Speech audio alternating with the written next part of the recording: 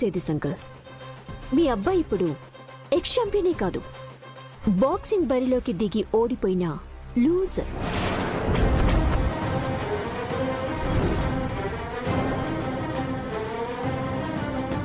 తన మీద అతనికి నమ్మకం పోయింది. అందుకే వచ్చిన వాళ్ళు కూడా వెళ్ళిపోయారు. ఇంకెవరూ రారు కూడా. పొరపాటున ఎవరైనా రావాలి అనుకున్నా నా దగ్గర ఉన్న అగ్రిమెంట్ చూపించాను అనుకోండి, వచ్చిన దారిలోని వెళ్ళిపోతారు. ఎందుకమ్మా మా రుద్ర మీద ఎంత కక్ష కట్టావు? తను నీ దారికేం అడ్రాలేదు కదా. తనని ఎందుకు ప్రతి విషయంలో డిస్టర్బ్ చేస్తున్నావు? తను నా లైఫ్ ని డిస్టర్బ్ చేశాడు అంకల్. నేను తన కెరీర్ ని డిస్టర్బ్ చేస్తే తప్పేంటి? తనేమీ నిన్ను ప్రేమించి పెళ్లి చేసుకుంటానని మోసం చేయలేదు కదా. నువ్వే కాదు అనుకుని వెళ్ళిపోయావు. కాదనుకునేలా చేసింది తనే అంకుల్.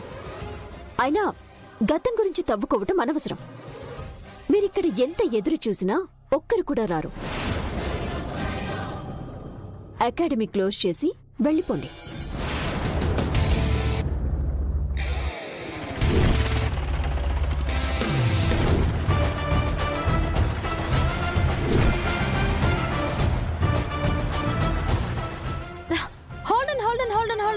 రండి, దిగండి.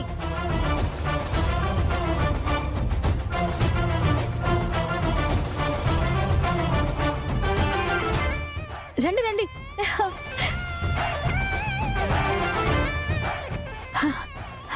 సారీ సార్, వీళ్ళందరినీ తీసుకొచ్చేసరికి ఇదిగో ఈ టైం అయింది. కోచింగ్ లో చేరే మొదటి రోజు ఆలస్యంగా వెళ్తే సార్ కోపడతారని చెప్తూనే ఉన్నాను సార్. కానీ ట్రాఫికింగ్ ఒకటి, అబ్బబ్బబ్బా, అవన్నీ దాటుకొని వచ్చేసరికి ఆలస్యం అయిపోయింది. గంగా, వీళ్ళంతా ఎవరు? అలా అడుగుతారేంటి పెద్దోరు?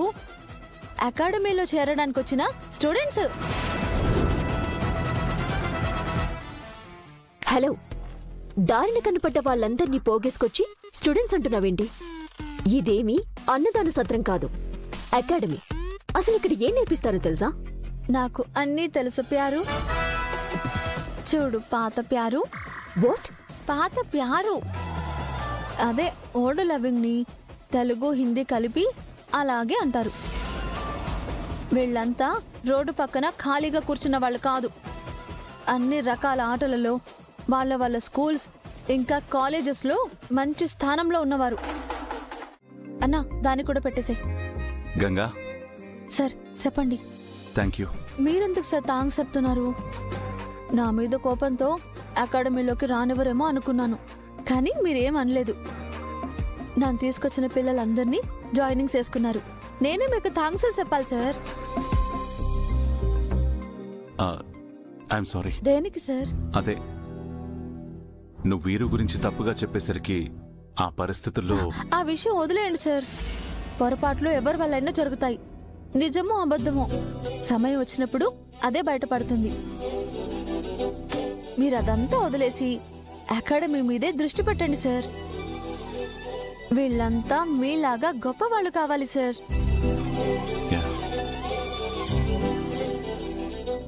తీసుకో గంగా. డబ్బులు ఎందుకు సార్? అకాడమీకి స్టూడెంట్స్ ని తీసుకొచ్చి జాయిన్ చేసావు కదా, ఫీజులో పర్సంటేజ్ అనుకో, తీసుకో. నేను డబ్బుల కోసం ఇదంతా చేయలేదు సార్. ఆ విషయం నాకు తెలుసు గంగా, కానీ నీకు అవసరానికి పనికొస్తాయి, తీసుకో. లేదు సార్, నా వల్ల మీరు బాక్సింగ్ పోటీలోకి దిగారు. అనుకోకుండా అది ఆగిపోయింది. ముందొచ్చిన స్టూడెంట్స్ వెళ్ళిపోయారు. అందుకే నేను. కానీ ఓడిపోయింది నీ వల్లైతే కాదు కదా. కానీ డబ్బులు తీసుకుంటే ఒక మంచి పని చేశానన్న తృప్తి ఉండదు సార్. అందుకే వద్దు, ఏమనుకోకండి సార్. కావాలంటే వాటర్ క్యాన్లకి 500 అయ్యాయి, ఆ డబ్బులు తీసుకుంటాను.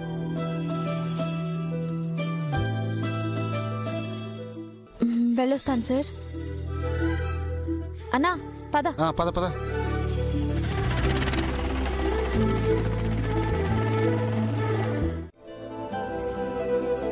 తనని బాధ పెట్టిన విషయాల్ని మర్చిపోతుందే గాని తనని సంతోషపెట్టిన విషయాల్ని, మనుషుల్ని ఎప్పటికీ మర్చిపోదు. అందుకే తనెప్పటికీ ప్రత్యేకమే. తను చేసిన హెల్ప్ కి నేను రీపే ఎలా చేయాలి పెదనాన్న? పర్సంటేజ్ అంటూ డబ్బులిస్తే తీసుకోదు, కానీ ప్రెజెంటేషన్ లాగా ఏదన్నా బహుమతిస్తే యాక్సెప్ట్ చేస్తుందేమో ఆలోచించు.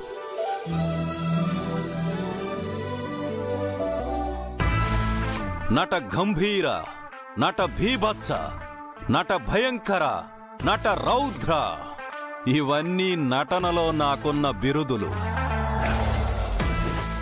నవరసాల్ని పిండి పిప్పి చేసి ప్రదర్శిస్తాను.